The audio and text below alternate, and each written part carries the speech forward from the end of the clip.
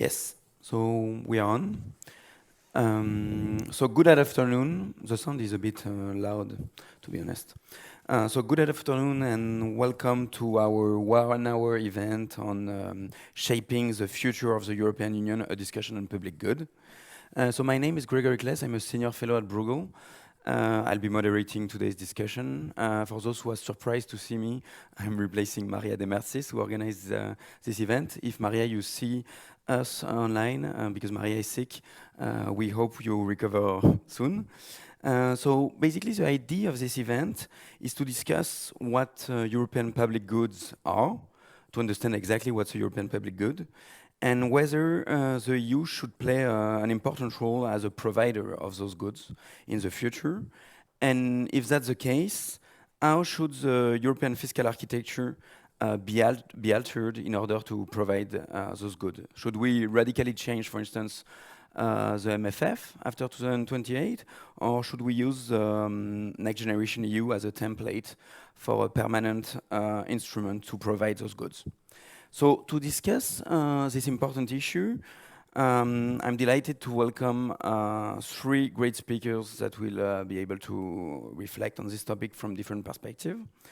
So in order of appearance, we will have today Marco Butti, who is the head of the cabinet of the Commissioner for the Economy, Pablo Gentiloni. And then we will have Małgorzata Krajewczyńska, I hope I pronounced it well, who is the director of the EU Economic Department at the Chancellery of the Prime Minister of the Republic of Poland, who is joining us online. Thanks for joining us online. And last but not least, we'll have Jean Pisani-Ferry, who is, among many other things, I guess, senior fellow at Bruegel. So thanks to the three of you for accepting our invitation. We are really glad to have you here today. But before I give the floor to our three speakers, let me explain you how we will proceed. So first we'll start with a presentation made by Marco, based on his recent work with Marcello Messori, who is not with her today, but maybe online. This will be followed by some remarks by Małgorzata and Jean, and then we'll be able to take questions from our physical audience, but also from our online audience. For the physical audience, you can use the mic as usual. For the ones that are online, you can use Slido, which is our online tool to ask questions, using the code #fiscal. So please use that, and I'll be able to see them here on this tablet. So let me now give the floor directly to Marco. So Marco, thanks again for joining us. I think you have a presentation that should appear on the screen, and you have something to handle it. Okay, here is the presentation. Thank you very much, Gregory. Thanks to Bruegel for hosting this discussion and having invited me. Okay, let me say something that I usually don't say at the beginning, which is the usual disclaimer. I mean, I always forget it and systematically, but this time is appropriate because I'm not presenting here views of the Commission. No? So it is ongoing work, exploratory. So it's not something that can be attributed to the Commission, at all. And as you mentioned, Gregory, this is ongoing work with Marcello Messori, who is online. He cannot intervene directly, but he will listen with interest and correct me afterwards. And we have done quite a few smallish or less small papers on the issue of a central fiscal capacity, and European public goods as being one of the incarnations of the central fiscal capacity. And we have explored let's say, the macroeconomic role. This is a paper, in discussion paper of the CEPR, where we try to model it also a bit more formally. So the role of central fiscal capacity in relation to different typologies of shocks, and what kind of what would be the desiderata in relation to different stage of the economy. We have looked at the more of the micro aspects in relation also to technology. We have looked at the global implications, and we have tried also not out for public consumption yet the institutional ramifications of this. So what I would like to do here, and it will be very helpful, your input of the two discussants and of the floor, is to make the extra step, which is to go from the conceptual element to also say, okay, what do we do in practice? And how one would possibly sequence the provision of public goods. Okay, here is the plan. Okay, first of all, I mean, there are many discussions on setting up a central fiscal capacity in the EU, and what you see here in this table is essentially three possible options for a central fiscal capacity. And if you think, in theory, you could have central fiscal capacity to provide, stabilization. The second one is a bit in the line of Next Generation EU and the RRF. They, have grants, loans, and incentives to foster reform and investment at the national level. And third, the supply of European public goods. And you will see there in a very sketchy way what would be the main goals, what would be the operational target, and the key features of these three options. All these, some of them are up and going. Next Generation EU with the reform and investment support. So here, those who see this with a very favorable eye would see why not to extend this Next Generation EU into a 2.0 version. In institutional terms, this would become akin to what Herman Van Rompuy proposed back in 2013, which is what we called at the time contractual arrangements. So it's a contract between the EU and the national and national authorities to do the right things at the national level.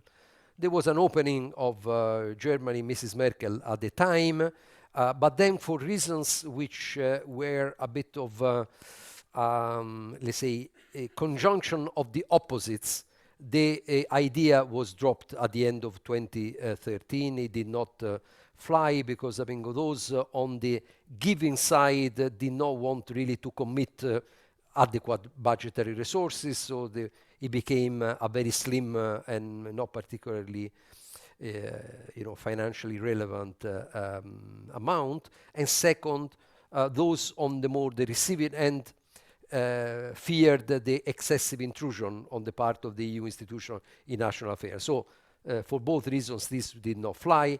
And with a much more substantial amount of money, the famous 750, and actually in nominal terms nowadays, Next Generation over 800 billion between grants and loans, Next Generation EU. The stabilization function discussed, I mean, in the literature, forever, because and this since the inception of economic and monetary union, stabilization function at the central level to deal with shocks, I think, was a classic. So that it would be the more euro area element, a complement of the single monetary policy. And then you have a supply of European public goods, which is something that is, the third options. If you take, let's say, a Musgravian view of the role of public authorities, the first one naturally will deal with stabilization. The second one, at least in the interplay between the center and the national authorities, is more of the redistributive type, even though it aims at fostering investment reforms at the national level, but like Next Generation EU is transferred from the center um, to the national level. And then finally, the supply of European public goods, it would be more of the allocation element. So the three functions of Musgrave. What has been clear in the debate in the past is that of the three, the supply of European public goods is, if you like, less ideologically charged of the other two. No? Second one, exceptionally, yes, like Next Generation EU, one-off, but otherwise it looks like transfer union. No? That is a classic criticism. And the other one on stabilization, lots of debate proposed by the French for a long time euro area budget, but that the issue of incentives, moral hazard has always come into the budget, I think, into the picture. So the EPGs potentially more appealing also from the political viewpoint, less risk of a moral hazard, moving away from the juste retour because you cannot really apportion it. Obviously, that element there is also the other side of the medal, is the fact that you cannot apportion it. And if you enter, like with the Next Generation EU, in political negotiations, the Commission initially had actually proposed a part of a non-allocated budget, which would be by and large akin to European public goods. And in the negotiations in the European Council in June, July 2020, that part was slashed and it was moved above the line in terms of transfers.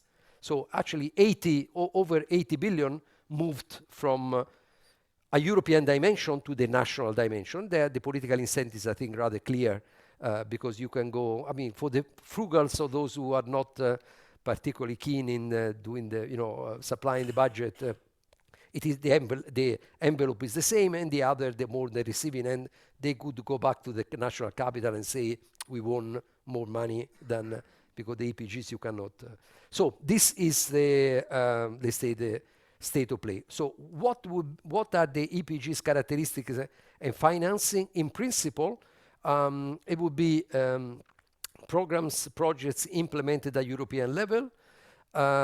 So we clear a European dimension. So you see there a bit the desiderata, mission-oriented, common interest, positive externalities, and you read it through. Cross-national dimension, clearly important, and respect of subsidiarities, so going upwards and downwards. And financed, in principle, here, you can do it through, let's say, borrowing, and that the two models that we have are those of EU budget guarantees, so the headroom under the own resource ceiling, or you can do the borrowing via, like in the SURE model, by aggregation and compilation, say, of national guarantees. Or you can do it via revision of the MFF, and there you can provide that through the two sides of the MFF, reallocating the spending side towards something which is more of that type, of satisfying the requirements of European public goods, or you can do it via the revenue side, so increasing the resources to provide more on the spending side. So the first one is composition, and the second one is the level of the budget. So this is in principle. Now, relevance of the European public goods for the current challenges.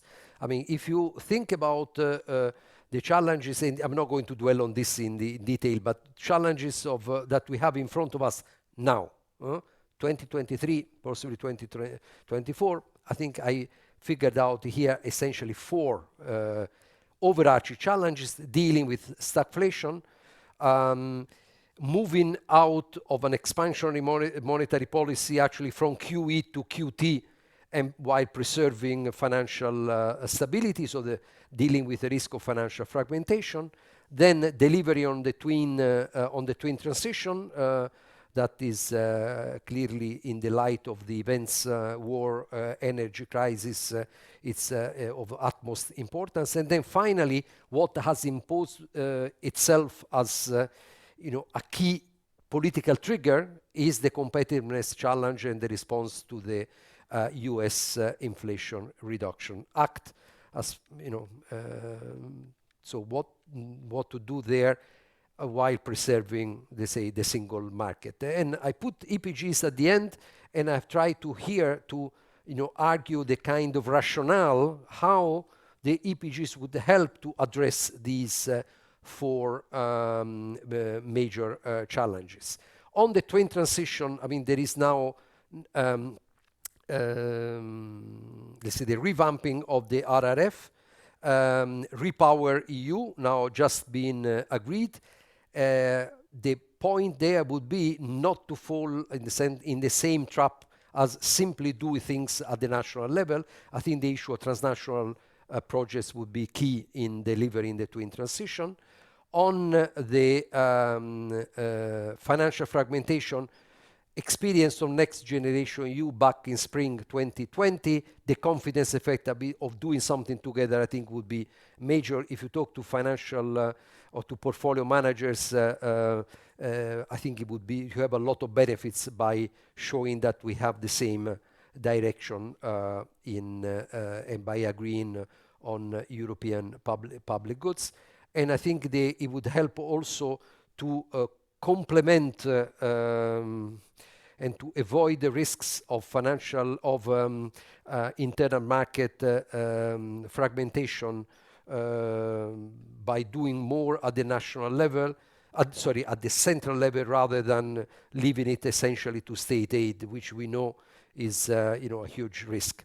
I left the final arrow there towards the stagflation, because I mean we have argued with Marcello in our papers that supplying European public goods of a certain type, working essentially on the supply side, could actually complement and make the task of the ECB easier, so that you would do with a supply counter shock, making the work to be done on the demand side, and particularly by the monetary authorities, let's say, less burdensome. I left it at the end because this has been, amongst the various things in presentations, has been the one probably more criticized because of a certain, let's say, intertemporal inconsistency, in the sense that it is not easy to find what kind of supply of public goods would help already in the short term. But again, here, if you take expectation driven, I think something which would deliver also a bit more down the line could help the work of the ECB if you take a longer view. Now, okay, this is, I think, is my final slide. I try to put flesh on the bones. Here, I think basically the ultimate goals, reaching climate neutrality, reduce the technology gaps, I mean, support for the support skills. So actually, one could even in some of the papers that, including by researchers of Bruegel, in different fora, talking more about not only the double but also the triple transition with the social and the skills, very important, and also the buttress to give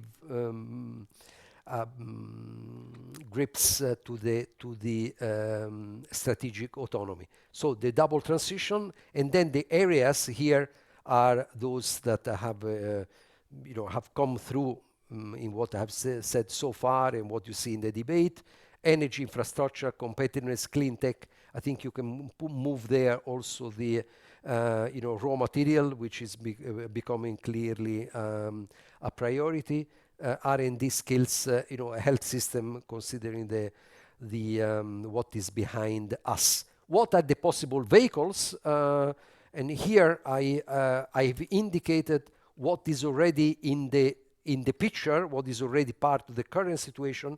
But clearly, if you move to higher ambition EPGs, one would have to, let's say, revamp them. So Repower EU, more the transnational element, the cross-border projects across these. InvestEU, the same, the Innovation Fund, Connecting Europe Facility, IPCI as an important vehicle, so important projects of common European interest. They have so good experience on that, especially now on batteries, but for the time being, they are only financed at the national level, and they have a streamlined state aid treatment. But to make it, I think, of a critical mass and more of deliver for the European, for the European dimension, one would have to add European money to that. So hydrogen bank being quoted, a sovereignty fund where we have announced we would work and present proposals in the second half of the year, and then you will see the potential financing going back to what I've indicated before. So MFF review. We have to see the political willingness, and that we'll see after February European Council, but also the end of March European Council on the debate on competitiveness. The MFF review will come in, midterm review will come in June. New resources also here, a chantier with a lot of work. And then in case one would find the political agreement to go for more Euro common borrowing, that is the third possibility for financing. I stop here. Thank you. Thanks very much, Marco, for this comprehensive presentation. Let me now give the floor directly to Małgorzata. Małgorzata, I guess we can take out yes, a presentation. Małgorzata, I would love to hear from you what you think about this idea of European public goods from a national perspective, from a member state perspective, and if you think such a centralization of public goods at the EU level is necessary, or if you think that there is the possibility that it will also encroach on the competencies of member states. Thank you very much. I hope you can hear me well. Good morning.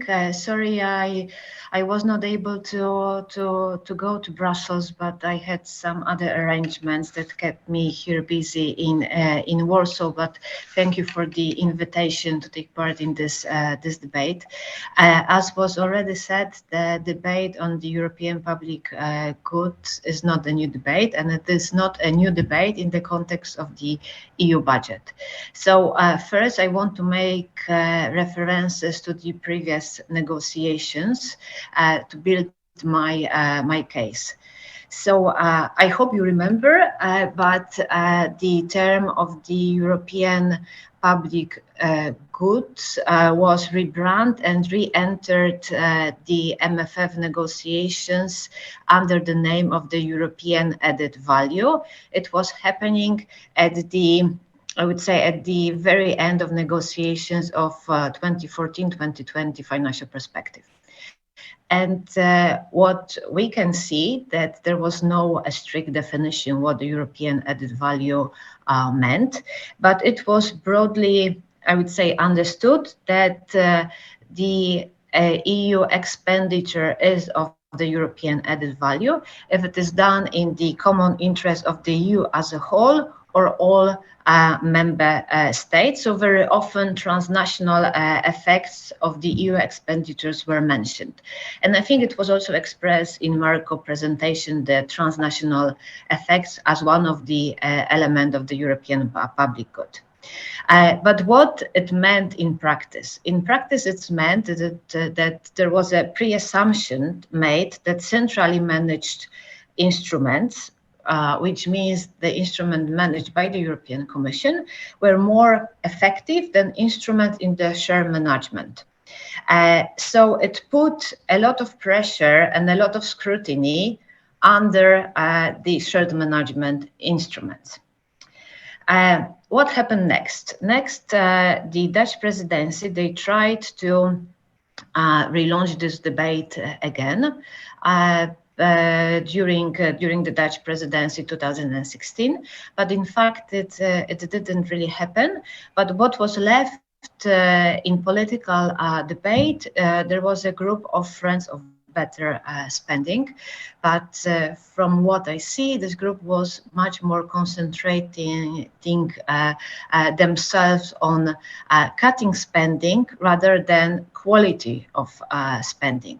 So from my perspective, part of the discussion about added value from the European budget is not that much about the quality of spending, but is also about trying to limit the European budget. And I think we should avoid this direction of this discussion.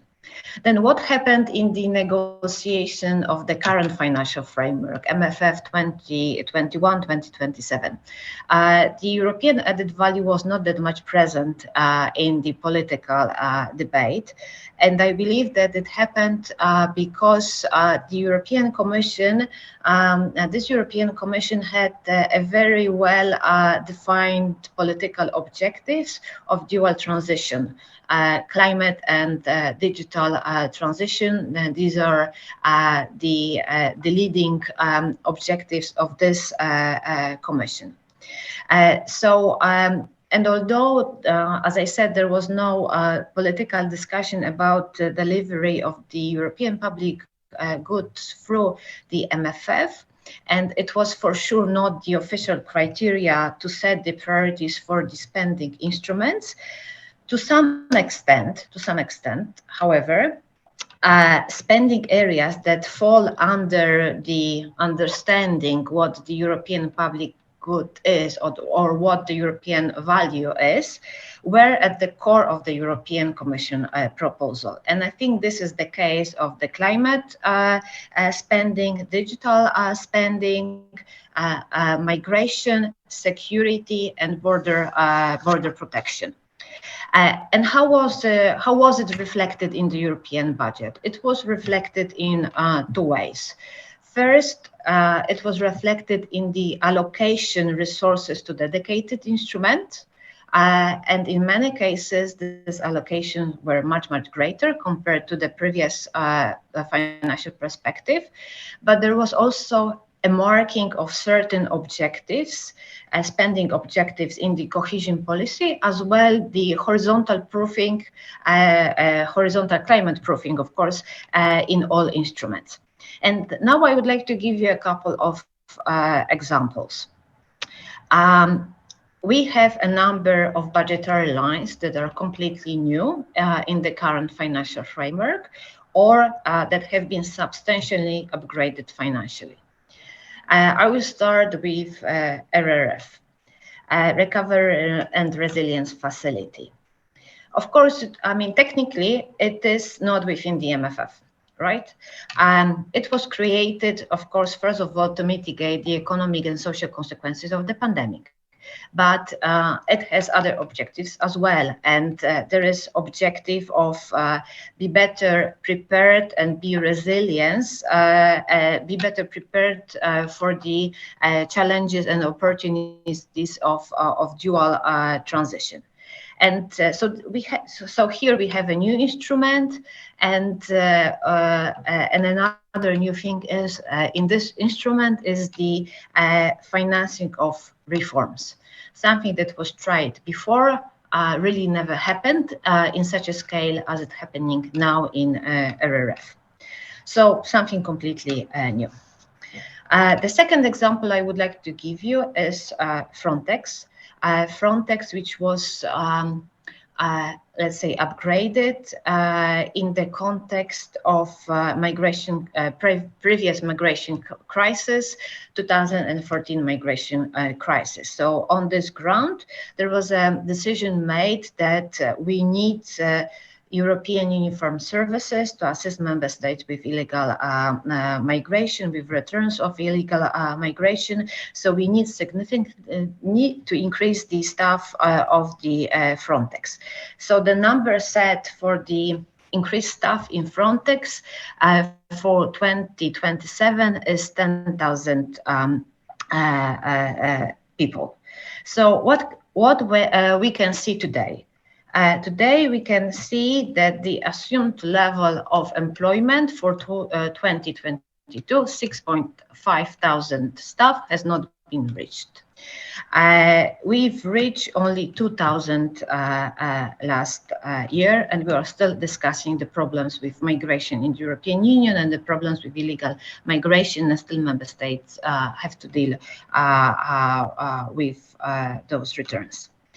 Another example I want to give you is defense. Defense is not completely new in the European budget. From 2017, European Union has been spending money on defense research and development. There were two programs that were dedicated to defense. But what is new and what is different is the amount of allocation given to defense. So amount allocated to those two programs altogether amounted to almost 600 million euros. Now we are dealing with the budget of 8 billion euros. So it's a very high allocation given to defense. And the last example I will give you is the health. We have not new because health again was addressed in the MFF, but we have a dedicated program, EU health program. Of course, it is quite natural that health appeared in the discussion in this MFF after the pandemic. But here again, the previous budget was very small. Now we are having a budget of a bit more than 5 billion euros, which is 10 times bigger than it was in the MFF 2014-2020. And the information which we were checking and which were provided by the European Commission when it comes to the deployment of the health program, so far the Commission deployed only 270 million euros. So one can claim that we are at the very early stages of the implementation of the current financial framework, but still for the budget of 5 billion euros, it's not that much. So I would like to conclude this part of my intervention by saying that we are having a lot of experiments in the budget right now, and we need to look for the results to make further decision, and we need to see if those instruments are really effective. And if they are not effective, we should think about smaller amount of money devoted to those instruments, and remaining the action happening at the national level. One of the last points I would like to make is the need for the evidence-based policy making.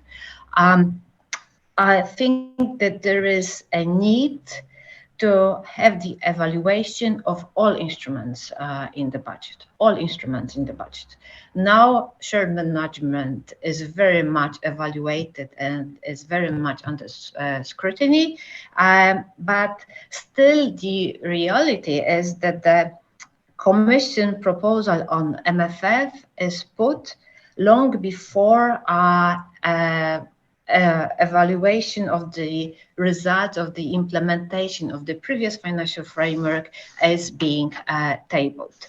And at the same time, the reports we receive from the European Court of Auditors are not giving us all the answers because they concentrate so much on the quantitative issues, not so much on the quality issues. So, I mean, we know how much we've spent, but we don't know if the way we were spending brought the effects we were looking for.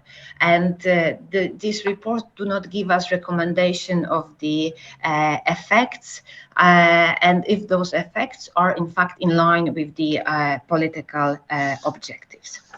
So there is a question I would like to leave you for the discussion. If we will be shifting resources to those spending instruments that are centrally managed by the Commission, um, are not risking the upsetting the institutional balance? Are we are not risking upsetting the national competences at the same time? I mean, I think we should take this into account. Union closer to member states and member states having a say how they are involved in spending European money. And there is a valid question about national sovereignty and what can be done within the existing treaties or having European public goods, more European public goods spending orientations in the MFF requires changing the treaty. The last comment I would like to make is about Next Generation EU, because I've noticed that it was also in the presentation made by Marco as one of the possibility of financing the budget and European public goods in the future. And here I just want to bring your attention to the December verdict of the Federal Constitutional Court in Germany. And the conditions that were set there in this verdict. So one might argue that the Next Generation EU, according to this verdict, cannot be a permanent solution in the European Union. And there are very strict conditions that needs to be applied for this instrument, and they have to be fulfilled altogether. So I think that this verdict, which is of course a voice of one member state, but this verdict, it shows the limitation of using Next Generation EU model in the future in a straightforward way. So there are conditions set. There is a voice of one member state. It might be quite difficult to use this model in the future. But just to conclude, we need more evidence-based policy making. Thank you. Thanks very much, Gorjata. I think you made your point very clear. I'll give directly the floor to Jean because time is running. Jean, you have written a report on this exact topic in 2019. So my question to you would be, have your view changed since then, or actually have your views about the need for European public good being reinforced by what happened in the last few years, as in particular with COVID, with the war in Ukraine? Do we still European public goods more than ever after those two crises? Yeah, I wrote this report together with Clemens Fuest for Le Maire and Scholz, was at the time Minister of Finance. I must confess I have a lot of sympathy for the approach by Marco and Marcello, but how to recast the debate, because I think the debate we've had for quite some time was couched in terms of stabilization for good reasons, because when you speak of stabilization, in principle, there is a veil of ignorance on who will benefit from stabilization. The difficulty is that it hasn't led anywhere in terms of significant result. I mean, it's been with us for more than 10 years, and it hasn't led to results, in part because the veil of ignorance, in fact, didn't work. I mean, some of the member states considered that they knew very well what was the name of the game, and the name of the game was additional transfers. And in part because the very notion of stabilization is also complex. It requires some views on how the economy works, and whether it's needed or not depend on the kind of model you have of the economy. And for all these reasons, I think there is a need to redefine. And the notion of European public goods also corresponds to a reality we're facing today. I mean, the reality we're facing today, that the world has changed around us. The purpose of the EU has moved away from integration towards having some fundamental policies undertaken jointly. I mean, climate being obviously the prime example, but not the only one. The search for strategic autonomy, the defense and security, etc. I mean, all that has the dimension of a new dimension, that I would say. And so for all these reasons, there is a case for going in this direction. And if you look at the budget, I mean, I agree with Malgorzata when he said there have been changes. But the changes, they start from an extremely low base. I looked at the numbers for the 2021. It was essentially the significant chunks of the MFF were R&D and neighborhood. Those are, policies that correspond to European public goods, common public goods. Now, if you look at the budget for defense, the budget for the environment, the budget for migration, they're absolutely ridiculous in terms of numbers. I mean, you're speaking of, 1 billion here, or 2 billion there, not more. So it's increasing, true, but it's increasing from an extremely low base. And so the question is whether going forward, we can scale up and you can have something that's becoming a reallocation of money from, in part, what is done at the national level, and in part, what is done at the EU level. At present, we're speaking, remember that the EU budget is 1/16 of national spending, excluding social transfers. So we're speaking of a very small part. And the public goods, in extensive definition, represent 1/4 of the EU budget. So you're speaking of 1/64 of total spending in the EU, again, excluding social transfers. So we're starting from a very low base. And so the question is, how far can we go and what are the obstacles?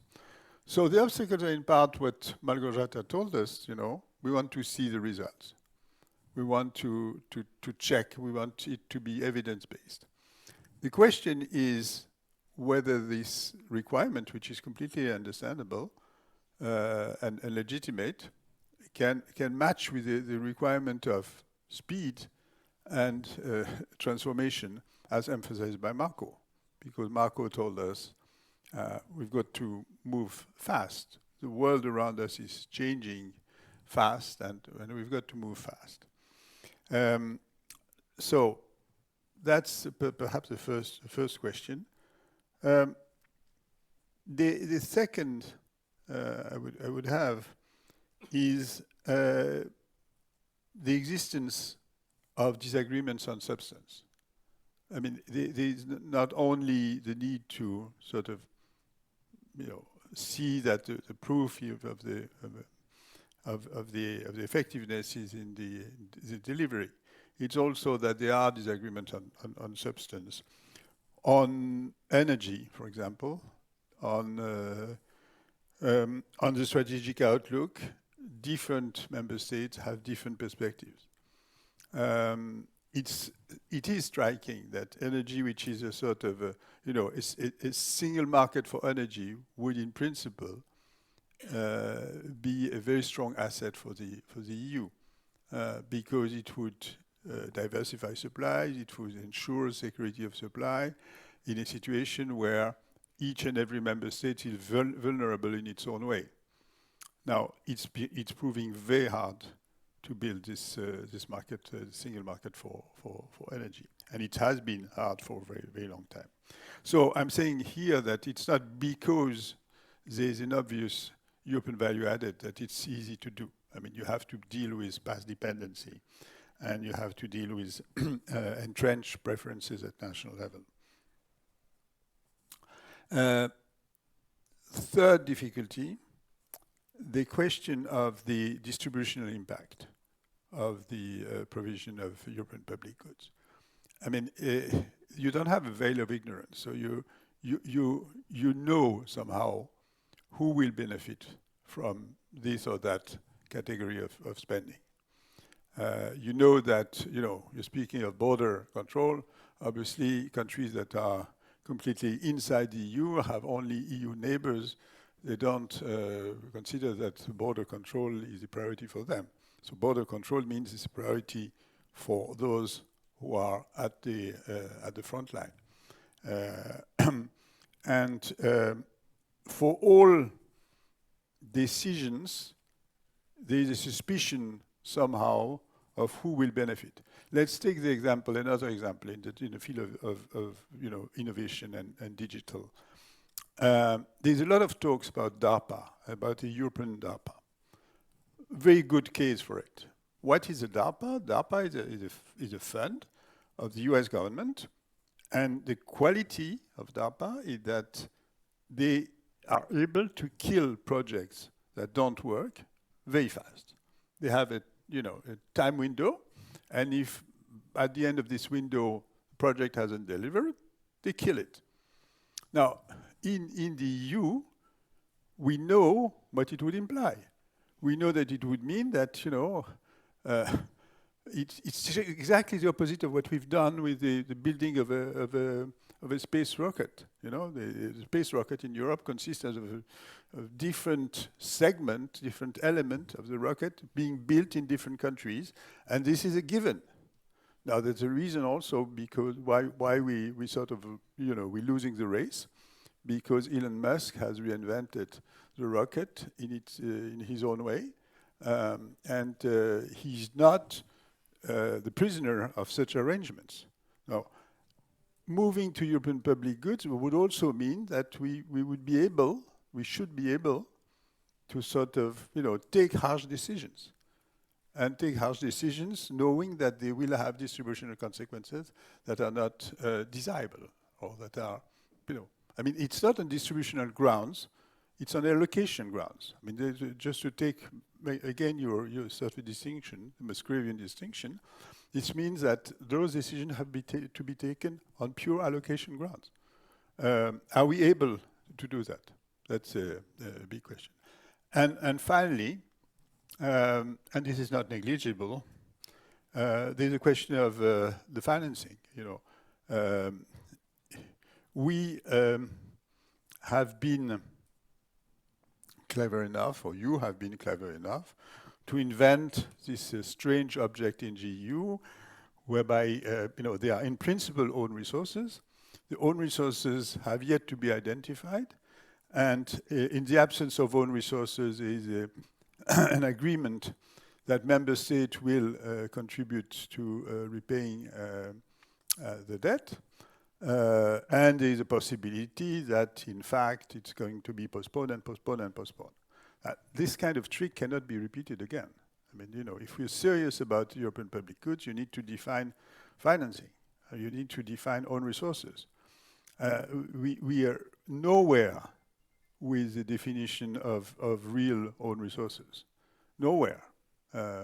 So I would say also that this is a serious discussion that needs to take place.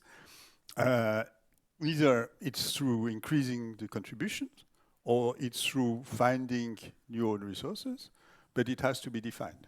And so I think that's a difficulty that needs to be addressed. So my point is that I'm in agreement with this sort of change of focus away from stabilization towards allocation, towards European public goods. But it's not going to be much easier. there are going to be obstacles, not necessarily the same, but significant obstacles. Thanks very much, Jean. If I may, before giving the floor to the audience, ask you a question, because it seems that the case for European public good is quite clear, it's quite convincing. The question I think that Magorjata asked is also, do we need to do more than today? And more importantly, actually, do we have the capacity to do more than today? I think that's the most important question. And one question is it working already, what we are doing today? So I think that was a great question. And then what would be the structure? Because it's true that for Next Generation EU, as Jean said, there was a part that was centralized. Basically, the financing is now centralized, but the implementation is still very much decentralized. You just give the money to national, to member state, and they just spend it. Is that structure useful for European public goods? I'm not so sure. You cannot decentralize the provision of European public goods. So how do you envisage that? Maybe Marco, if you want to say something about that. Thank you. Thanks for the comments. Can we recover my slides a moment, because I left one at the end, and which I think would turn out nice now. Okay. Nature does not make jumps, even though lately one could actually question that assertion. So it is clear that a big bang towards European public goods is, politically, institutionally difficult. So there is an element here of moving in that direction and find the political consensus on that. It's hard also because, if you take the famous dictum of Jean Monnet, that we spring into action only when we have, a gun at our head, existential crisis. If you take a work on EPGs, this is not really something that is, let's say, crisis triggered. Maybe yes to no. In terms of no, yes, no, the defense and security, certainly, I think that is true, but it has all these other implications which you cannot satisfy that element, as when Putin takes some certain decision. No, it is an emergency, but it is a lower burdening one. So it means that we have to prepare this in advance, and then maybe the trigger can be something, an external pressure. But we need to have this, and I think building the case for that is needed. What you see here is that I have categorized the EPGs in terms of delivery mode and the financing. And again, I think Marzorata said she was right before. You have also the shared management actually being a bit in between. So this is a very first order degree of complexity, and you can actually go down on both dimensions in a more in a finer way. So what you have here is basically two categories which I have dubbed here EPGs by aggregation, and they are something that those who are either financed or delivered at the national level, with a EU contribution on the other dimension. I put here also, you see the national regulation-driven EPGs, where we have an objective, we pursue it via regulation. So in a sense, what you would do here is to consider the regulatory element beside the financial element as another lever for delivering European public goods. But then the work is done at the national level. Some of the proposals that have been put forward to deal with the competitiveness IRA issue are actually of this. They fall in this category here. The point is whether one would want progressively to move towards what I adapt here pure EPGs, which are in that box there. But for that, you need clearly to pass Marzorata test. And here that is a test, okay, say subsidiarity in principle, subsidiarity in practice in terms of the actual delivery of this, and I think the hurdle is not negligible there in terms of actually providing. But the point by Jean, I think, is key. I'm not sure that, I think if I understand well, that was your point, not sure you can actually come to a conclusion in terms of the effectiveness of delivery based on what we have now, given the starting point being, you know, so below the critical mass. So I think that is one element, and then you will have to see the third element, which is the third part of the screening, which is the institutional implication, ramification. Here again, the interplay between national and EU. Given that you are talking about financing, let me take a question from the audience, the online audience, and actually Jérôme, he's participating to the discussion online, and he's asking if you could say something on how you expect the debate on own resources to evolve, and whether you see a politically viable solution to that. Okay, on the own resources, I think Jean said something before. It is true we are not very advanced on that debate, and at least so far. There's been a commitment with NextGenerationEU to come forward with effective own resources. Some have been, I think they have been delivered, but admittedly in rather marginal in terms of size. But we are working. The Commission is working actually right now with DG Budget, DG ECFIN, DG taxation also on this, on providing let's say a more credible set of options of the more traditional side or the new side. So we are going to come forward in the next months with a more comprehensive set of proposals, and this is I'm not going to anticipate this at this stage, but what I would say here is that there are those who think at the end of the day, what drives what is the spending priorities, and then the own resources will accommodate somehow. And if we do not agree on proper intrinsic own resources, you will always have the GNI contribution by the member states. Personally, I do not think that is viable for European public goods in a more. So I think we will need there to have, I think, proper own resources, and not just to wait and count on the member state footing the bill, at the end of the day, because they have the GNI, the obligation to contribute via the GNI. Let me take a question maybe from the floor. There was a question here. Can you identify yourself and use the mic, please? Please be quick because we are running out. Ashman Hillard. I was really struck by Jean Pisani-Ferry's comments about the distributional effects of some of these choices if you're taking them from the top. And I think what's notable with NextGenEU is it was a symmetric issue for the EU, and that enabled us to do what we did. So my question is, how do we overcome, because I think one of the biggest public goods is actually the regulatory space has been actually achieved, European public goods in terms of standardization, which doesn't involve money.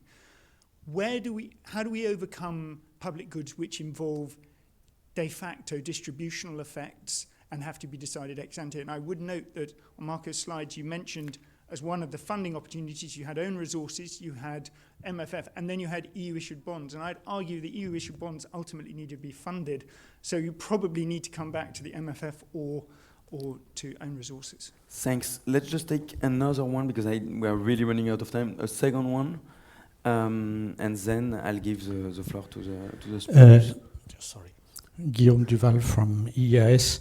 The discussion on public goods is very often very internal to the EU.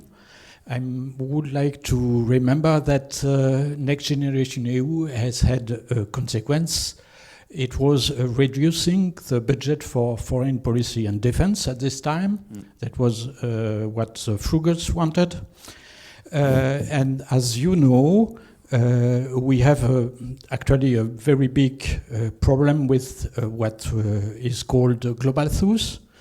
It's much more related to our incapacity to do what is needed outside of the EU to have a global public good, to finance climate adaptation in the south, to finance what has been not done during the COVID for global south, to finance global gateway to counter the Chinese policy and so on. It's a very important global public goods, European public goods. They go under in many, many discussions. Thanks. So I'm going to ask you to answer the question and also give your last word, because I realize we are already running out of time. This event was really too short for such a big question. And I'll give you the floor in reverse order. So Jean first, then Margareta, and then Marco, and then we'll end like this. Well, I'd like to react to a point that was made in passing, but I think it's important, which is to say you can have centralization through regulatory means and leave all the budgetary dimensions at national level. And my question is it viable? And I have my doubts. Let me take the example of climate action. So basically, the EU has passed 57 laws, I think, or is in the process of passing 57 laws, without spending a single euro or of its own money of the MFF. It's all in the national budget, in part supported by the RRF, but in part not. And my question is it going to work? Because this transformation is going to cost public money. It's going to cost significant public money. It's not by the magic of passing a law that agents who are not able to pay for the transformation, for the investment that's required, are going to do it.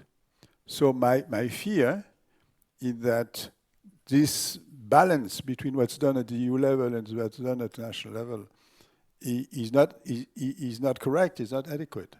And so the question of complementing centralized EU regulation with some money in the MFF would be essential. So that's just a point I wanted to make about the fact that we have a model that is not necessarily workable. I mean, I would say by having decision that is centralized in a number of fields, but leaving all the budgetary consequences at national level.